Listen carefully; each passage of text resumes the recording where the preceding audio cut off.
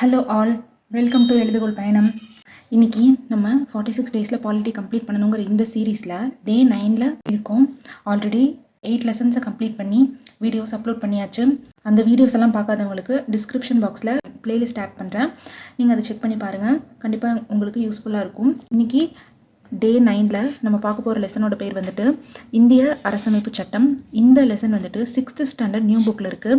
எந்தெந்த ஸ்டாண்டர்ட்ஸ்லேருந்து இந்த லெசன்ஸ் எல்லாம் நான் எடுத்தேன். ஆல்ரெடி ஒரு லாங் வீடியோவாக நான் அப்லோட் பண்ணியிருக்கேன். அந்த வீடியோவை செக் பண்ணி பாருங்கள். உங்களுக்கு ஒரு கிளாரிஃபிகேஷன் கிடைக்கும் எப்படி நம்ம 46 டேஸில் பாலிட்டி கம்ப்ளீட் பண்ண போகிறோன்னு. இந்திய அரசமைப்பு சட்டம்ங்கிற இந்த லெசன் பாலிட்டி சிலபஸில் எங்கே கவர் ஆகுதுன்னா, பாலிட்டி சிலபஸ் எடுத்துக்கிட்டிங்கன்னா அதில் இந்திய அரசியலமைப்புன்னு ஃபர்ஸ்ட் டாப்பிக்காகவே இந்த டாபிக் வந்து இருக்கும். இதில் டைரெக்டாக கவர் ஆகிற லெசன் தான் வந்து இந்த இந்திய அரசியலமைப்பு சட்டம்ங்கிற இந்த லெசன். இந்த லெசனுக்குள்ளே என்ட்ராகலாம். நுழையும் முன் இப்பாடம் இந்திய அரசமைப்பு சட்டம் உருவானதை விளக்குகிறது. இந்திய அரசு நிர்வாகத்திற்கு வழிகாட்டும் மற்றும் இந்திய குடிமக்களின் உரிமைகளையும் கடமைகளையும் உறுதிப்படுத்தியும் பாதுகாத்தும் வருகின்ற இந்திய அரசமைப்பு சட்டத்தை விளக்குகிறது. யாழினியும் சுடரொளியும் சகோதரர்கள் யாழ் 6ஆம் வகுப்பிலும் சுடர் 4ஆம் வகுப்பிலும் படித்து கொண்டிருக்கிறார்கள். யாழ் அடுத்த நாள் தனக்கிருக்கும் வகுப்பு தேர்விற்காக வாசித்து கொண்டிருந்தான். அனைத்து வீட்டு பாடங்களையும் செய்து முடித்திருந்த மகிழ்ச்சியில் சுடர் தொலைக்காட்சியில் சிறுவர்களுக்கான திரைப்படம் பார்த்து கொண்டிருந்தான். தொலைக்காட்சியின் ஒளியை மிகவும் அதிக அளவில் வைத்திருந்தான் சுடர். அது மட்டுமின்றி இந்த படத்தில் பெரிதும் லயித்தவனாய் சத்தமாய் சிரித்தபடியும் கைகளை தட்டியபடியும் ரசித்து கொண்டிருந்தான். அந்த இரைச்சல் யாழை அவனது படிப்பில் கவனத்தை குவிக்க விடாமல் தடுத்தது. எனவே அவன் தொலைக்காட்சியின் ஒளி அளவை குறைக்குமாறும் சத்தமிடாமல் அமைதியாக பார்க்குமாறும் சுடரை கேட்டுக்கொண்டான். யாழினியனது கோரிக்கையை சுடரொளி காது கொடுத்து கேட்டானில்லை. திரும்ப திரும்ப கேட்டுக்கொண்டும் சுடர் தொலைக்காட்சியின் ஒளி அளவையோ தனது இரைச்சலையோ குறைத்து கொள்ளவில்லை. சுடர் மறுப்பதையும் தனக்கு அடுத்த நாள் வகுப்பு தேர்வு இருப்பதையும் அப்பாவிடம் சென்று முறையிட்டான். அண்ணன் தேர்வுக்கு படிக்கிறான் தானே, அவனை படிக்க விடாமல் தொந்தரவு செய்தால் தவறுதானே என்றார். நான் தான் திரைப்படம் பார்க்கிறேன்ல, இவன் மட்டும் என்னை படம் பார்க்க விடாமல் தொந்தரவு செய்யலாமா என்றான் சுடர். படிப்பதும் படம் பார்ப்பதும் ஒன்றல்ல தம்பி என்றார் தந்தை. ஆனால் இதற்கு உடன்படவில்லை சுடர். யாழிற்கு போலவே இது தனக்கும் வீடுதான் என்று அவனுக்கு படிக்க உரிமை இருக்கிறது என்றால் தனக்கு படம் பார்ப்பதற்கு உரிமை இருப்பதாகவும் கூறினான். இருவருக்குமே வீட்டில் சம உரிமை இருக்கிறது என்பதை அவர்களது தந்தை ஏற்றுக்கொண்டார். ஆனால் ஒருவரது உரிமை அடுத்தவரது சுதந்திரத்தை காயப்படுத்த கூடாது என்று விளக்கினார். அப்போது அதை சரியாக புரிந்து கொள்ளாமல் சுடர் அடம் பிடித்தான். இங்க பாரு சுடர், இது உன் வீடு. படத்தை சத்தமாக பார்க்க உனக்கு உரிமை இருக்கிறது. அப்படித்தானே? ஆமாம் அப்பா. அதேபோல் இது யாழினியனின் வீடு. அவனுக்கு பிடித்த பாடலை தொலைக்காட்சியில் சத்தமாக வைத்து கேட்கலாம் தானே? அது எப்படிப்பா? நான் தான் படம் பார்க்கிறேனே. அவனும் சத்தமாக பாட்டு கேட்டால் நான் எப்படி படம் பார்க்க முடியும்? இப்போ புரியுதா? உன் உரிமைன்னு நீ சத்தமாக படம் பார்க்கலாம்னா அவனும் பாட்டு கேட்கலாம் என்பதும் அவனது உரிமைதான் சுடர். அப்போ எப்படி நான் படம் பார்ப்பேன்? அப்போ எப்படி அவன் படிப்பான்? ஆமாம்ல, சரிப்பா. நான் இனிமே படம் பார்க்கல. அப்படி இல்லை சுடர், நீ படம் பார்க்கலாம். ஆனால் அடுத்தவர்களுக்கு இடையூறு இல்லாமல் பார்த்து கொள்ள வேண்டும். கோவித்து கொள்ளாதடா யாழ். இனி தொந்தரவு தராமல் படம் பார்க்கிறேன். நீ போய் படிடா. சுடரது தோளினை தட்டி கொடுத்தவாறே யாழ் புன்னகை தவள நகர்ந்தான். இந்த காட்சிகளை பார்த்து கொண்டிருந்த அவர்களது தாய், ஏங்க இந்த சின்ன வீட்டை நிர்வகிப்பதற்கே இத்தனை சட்டங்களும் ஒழுங்குமுறைகளும் தேவைப்படுகிறது. இத்தனை பெரிய இந்த தேசத்தை கட்டுக்கோப்பாக வைப்பதற்கு எத்தனை சட்டங்களும் நெறிமுறைகளும் தேவைப்படும் என்று வியப்பின் உச்சிக்கே சென்றார். அது ஒரு கடல் தீபா. பல மதங்கள், பல மொழிகள், பல இனங்கள், பண்பாடுகளை சேர்ந்த மக்கள் வாழும் ஒரு நாட்டில் அனைவரையும் சமத்துவமாக நிர்வகிப்பதற்கு வலுவான தெளிவான சட்டங்களும் வழிமுறைகளும் தேவை. அதைத்தான் அரசமைப்பு சட்டம் என்கிறோம் என்றார். அடுத்த வேலை நாளில் இருவரும் பள்ளி சென்றனர். இன்று குடியரசு நாளுமாகும். அங்கு குடியரசு தின கொண்டாட்டங்கள் களை கட்டியிருந்தன. மாணவர்களும் ஆசிரியர்களும் கொடிமரத்தை சுற்றி வரிசையாக நின்று கொண்டிருந்தனர். கொடியேற்றப்பட்டவுடன் சிறப்பு விருந்தினர் சமூக அறிவியலாளர் ஆறுமுகம் அவர்களுடன் உரையாடல் தொடங்கினார். தங்கள் அனைவருக்கும் குடியரசு தின வாழ்த்துக்கள் என்றார் சமூக அறிவியலாளர். தங்களுக்கும் குடியரசு தின வாழ்த்துக்கள் ஐயா என்றனர் மாணாக்கர்கள். நாம் ஏன் குடியரசு தினம் கொண்டாடுகிறோம் என்று தெரியுமா? நமது அரசமைப்பு சட்டம் 1950ஆம் ஆண்டு ஜனவரி மாதம் 26ஆம் நாள் நடைமுறைக்கு வந்தது. அதைத்தான் நாம் குடியரசு தினமாக கொண்டாடுகிறோம் என்றார் வரலாற்று ஆசிரியை மலர்மதி.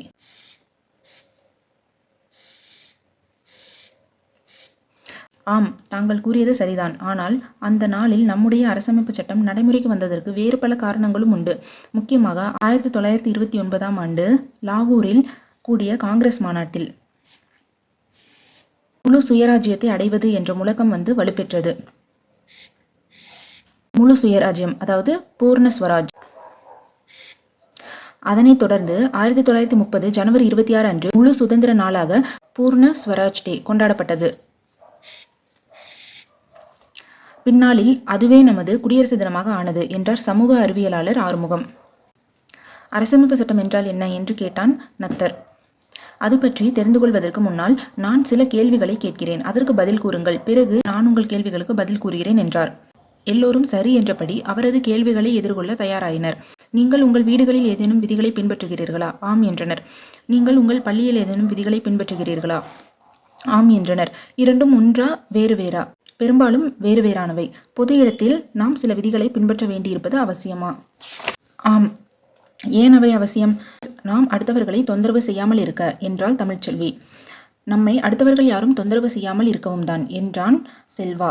ஆம், நீங்கள் கூறிய காரணங்கள் ஏற்புடையவைதான். அதே நேரம் விதிகளை பின்பற்றச் சொல்லி யாரேனும் உங்களை கட்டாயப்படுத்தினால் அப்போது எப்படி உணர்வீர்கள்? கொஞ்சம் கஷ்டமா இருக்கும். உங்களுக்கான விதிகளை நீங்களே உருவாக்கும் போது எப்படி உணர்வீர்கள்? மகிழ்ச்சியாகவும் பெருமையாகவும் இருக்கும். எல்லோரும் ஆமோதிப்பதைப் போல் தலையசைத்தனர். அரசமைப்பு சட்டம் ஒரு நாட்டிற்கு தேவையான சில அடிப்படை விதிகள் கொள்கைகளை உருவாக்கி ஆவணப்படுத்துவதோடு தனது குடிமக்களின் உரிமைகள், கடமைகள் மற்றும் செயல்பாடுகளை வரையறுக்கிறது. பிறகு அச்சட்டத்தின் துணையோடுதான் அந்நாடு ஆளப்படும்.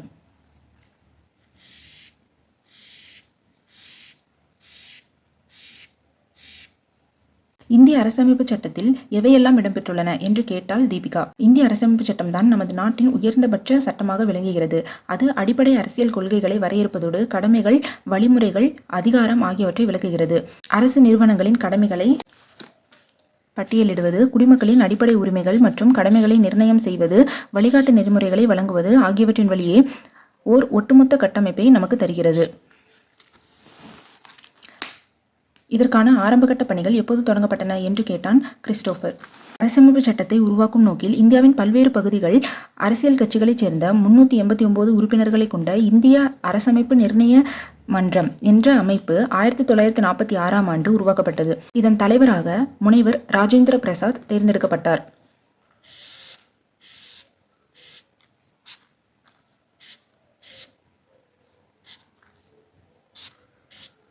வேறு யாரெல்லாம் இந்த அமைப்பில் இடம்பெற்றிருந்தார்கள்? ஜவஹர்லால் நேரு, சர்தார் வல்லபாய் பட்டேல், மௌலானா ஆசாத், எஸ். ராதாகிருஷ்ணன், விஜயலட்சுமி பண்டிட், சரோஜினி நாயுடு உட்பட பலர் இந்த அமைப்பில் இடம்பெற்றிருந்தனர். இந்த அமைப்பில் பெண்கள் எத்தனை பேர் இருந்தனர் என்று கேட்டான் குணசேகர். 15 பெண் உறுப்பினர்கள் இந்த அமைப்பில் இடம்பெற்றிருந்தனர். 8 பேர் கொண்ட அரசமைப்பு சட்ட வரைவு குழு உருவாக்கப்பட்டு அதன் தலைவராக அம்பேத்கர் தேர்ந்தெடுக்கப்பட்டார். மேலும் இதற்கான ஆலோசகராக P.N. ராவ் நியமிக்கப்பட்டார். இக்குழுவின் முதல் கூட்டம் 1946ஆம் ஆண்டு டிசம்பர் 9ஆம் தேதி நடைபெற்றது. அன்றே அரசமைப்பு சட்டத்தை எழுதும் வேலைகள் தொடங்கிவிட்டன. அண்ணல் அம்பேத்கர் இந்திய அரசமைப்பு சட்டத்தின் தந்தை என அழைக்கப்படுகிறார். எதை முன்னுதாரணமாக கொண்டு இதை எழுதினார்கள்?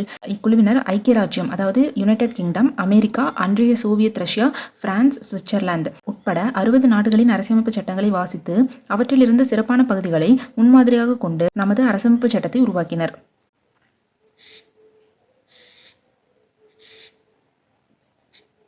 ஒரே மூச்சில் இதை எழுதினார்களா? இல்லை.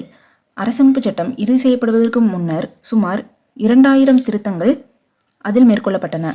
எப்போது இச்சட்டம் எழுதி முடிக்கப்பட்டது? 2 ஆண்டுகள் 11 மாதம் 17 நாட்கள் கடந்த நிலையில் 1949ஆம் ஆண்டு நவம்பர் 26ஆம் நாள் முழுமையாக அரசமைப்பு சட்டம் தயாரானது. இந்திய அரசமைப்பு நிர்ணய மன்றம் நமது அரசமைப்பு சட்டத்தை அன்றுதான் ஏற்றுக்கொண்டது. ஆகையினால்தான் அந்த நாளை அரசமைப்பு சட்ட நாளாக ஆண்டுதோறும் நாம் கொண்டாடுகிறோம். அரசமைப்பு சட்ட நாளாக ஆண்டுதோறும் நாம் கொண்டாடுகிறோம் இல்லையா என்று கேட்டான் கார்த்திகேயன். ஆம் என்றார் ஆறுமுகம். அரசமைப்பு சட்டத்தை உருவாக்க எவ்வளவு செலவானது என்று கேட்டான் நத்தர். 64 லட்சம் ரூபாய் அரசமைப்பு சட்டத்தை உருவாக்க செலவானது. நமது அரசமைப்பு சட்டத்தின் நோக்கம் என்ன? நமது அரசமைப்பு சட்டத்தின் முகப்புரை ஒவ்வொரு இந்தியருக்குமான நீதி, தன் செயல் உரிமை, சமத்துவத்தை உறுதி செய்வதோடு சகோதரத்துவத்தையும் வலியுறுத்துகிறது. முகப்புரை என்றால் என்ன? அரசமைப்பு சட்டத்தின் முன்னுரைதான் முகப்புரை என்று அழைக்கப்படுகிறது. அது இந்தியாவை இறையாண்மை, சமத்துவம், மதச்சார்பின்மை, மக்களாட்சி குடியரசு என்று வரையறை செய்கிறது. இறையாண்மை என்பது எதை குறிக்கிறது? அரசமைப்பு சட்டம் இந்திய மக்களுக்கு முழு அதிகாரத்தை வழங்கியுள்ளது. நாடாளுமன்றம் மற்றும் சட்டமன்ற உறுப்பினர்கள் மக்களால் தேர்ந்தெடுக்கப்படுகிறார்கள். அவர்களிடம் நிறைவேற்ற அதிகாரம் இருக்கிறது. இப்படியாக ஒரு நாட்டின் உச்சநிலை அதிகாரத்தையே இறையாண்மை என்கிறோம்.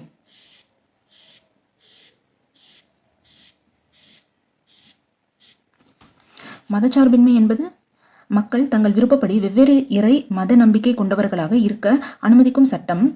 அவர்களுக்கு ஒரே விதமான பாகுபாடற்ற உரிமைகளை வழங்குகிறது. அரசிற்கான மதம் என்று ஒன்று கிடையாது என்பதனால் அரசு அனைத்து மதங்களையும் ஒரே தளத்தில் வைத்தே பார்க்கிறது.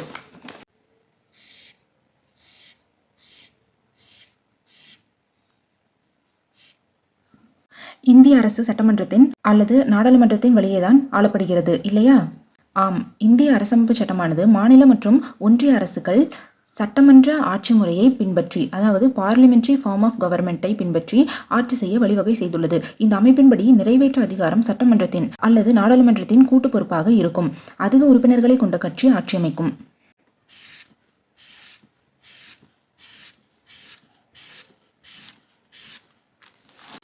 அடிப்படை உரிமை என்றால் என்ன? ஒவ்வொரு குடிமகனுக்கும் மிக தேவையான உரிமைகளே அடிப்படை உரிமைகள் என்று அழைக்கப்படுகிறது. அவை என்னென்ன? சம உரிமை, சுதந்திரமாக செயல்படும் உரிமை, சுரண்டலுக்கு எதிரான உரிமை, சுதந்திர சமய உரிமை, கலாச்சார மற்றும் கல்வி பெறும் உரிமை, சட்ட தீர்வு பெறும் உரிமை. இவையெல்லாம் அடிப்படை உரிமைகளாக கருதப்படுது. அடிப்படை உரிமைகள் என்னென்ன? சம உரிமை, சுதந்திரமாக செயல்படும் உரிமை, சுரண்டலுக்கு எதிரான உரிமை, சுதந்திர சமய உரிமை, கலாச்சார மற்றும் கல்வி பெறும் உரிமை, சட்ட தீர்வு பெறும் உரிமை. இந்த உரிமைகள் எல்லாம் இன்றியமையாத உரிமைகளாக குறிப்பிடப்பட்டுள்ளன. வழிகாட்டு நெறிமுறை என்று கூறினீர்களே, அப்படி என்றால் என்ன?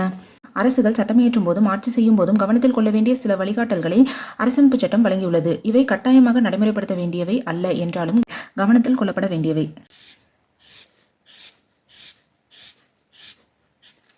ஓட்டுரிமை என்பது 18 வயது பூர்த்தியான இந்திய குடிமகன் ஒவ்வொருவரும் ஓட்டளிக்கும் உரிமையை பெறுகிறார்கள். இந்த உரிமையை அவர்கள் பெறுவதற்கு ஜாதி, மதம், பாலினம், பொருளாதார அடுக்கு உட்பட எதுவும் தடையாக இருக்க முடியாது. உரிமைகளைப் போலவே ஒவ்வொரு குடிமகனுக்கும் கடமைகளும் இருக்கும், இல்லையா? ஆம், இருக்கின்றன. தேசிய கொடியையும் தேசிய கீதத்தையும் மதித்து நடப்பது, எல்லா குடிமக்களும் அரசியல் சட்டத்தை மதித்து பேணுவது,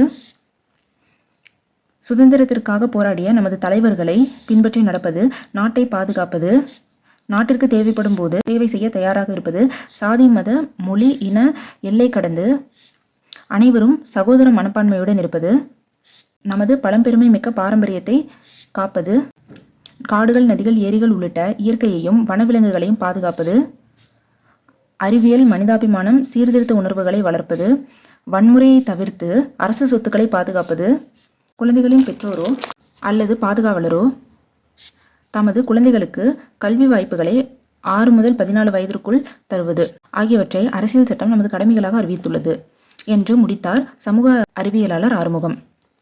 தகவல் பேழை. அரசமைப்பு சட்ட வரைவு குழுவில் B.R. Ambedkar, N. Gopalaswamy, K.M. Munshi, Syed Mohammed Sadullah, P.L. மிட்டர், N. Madhavrao, T.T.K. T.P. Ketan ஆகிய சட்ட வல்லுநர்கள் இடம்பெற்றிருந்தனர். அக்குழுவின் தலைவரான B.R. அம்பேத்கர் நமது அரசியல் சட்டத்தை உருவாக்கிய முதன்மை வடிவமைப்பாளராக கருதப்படுகிறார். நமது அரசமைப்பு சட்டம் உருவான போது 392 உறுப்புகள், 22 பகுதிகள் மற்றும் 8 அட்டவணைகள் இடம்பெற்றிருந்தன. தற்போது 448 உறுப்புகள், 25 பகுதிகள் மற்றும் 12 அட்டவணைகள் இடம்பெற்றுள்ளன. அரசமைப்பு சட்டம் 16/9/2016 வரை 101 முறை திருத்தப்பட்டுள்ளது. இந்திய அரசமைப்பு சட்டத்தின் உண்மை பிரதிகள் எந்தெந்த மொழியில் எழுதப்பட்டதுன்னா ஹிந்தி மற்றும் ஆங்கிலத்தில் எழுதப்பட்டது. அது நாடாளுமன்ற நூலகத்தில் ஹீலியம் வாயு நிரப்பப்பட்ட பேழையில் வைத்து பாதுகாக்கப்பட்டு வருகிறது. மக்களாட்சினா மக்களால் மக்களுக்காக நடத்தப்பெறும் அரசாங்கம். வரைவு குழுனா அரசமைப்பு சட்ட வரைவை உருவாக்க அமைக்கப்பட்ட குழு. முகப்புரைனா இந்திய அரசமைப்பு சட்டத்திற்கான அறிமுகம். மதச்சார்பின்மைனா அனைத்து மதங்களை சார்ந்தவர்களையும் சமமாக நடத்துதல். சமத்துவம் அப்படின்னா அனைத்து மக்களுக்கும் சமத்துவ பொருளாதார நிலை, சமத்துவ வாய்ப்பு அளித்தல். இறையாண்மை அப்படின்னா அரசமைப்பு சட்டம் இந்திய மக்களுக்கு வழங்கப்பட்டுள்ள முழு அதிகாரம். அடுத்ததா மீள்பார்வை. ஜனவரி 26 குடியரசு தினமாக கொண்டாடப்பட்டு வருகிறது. இந்திய அரசமைப்பு சட்டம் அடிப்படை கருத்துக்களையும் கொள்கைகளையும் சட்டத்தையும் கொடுத்துள்ளது.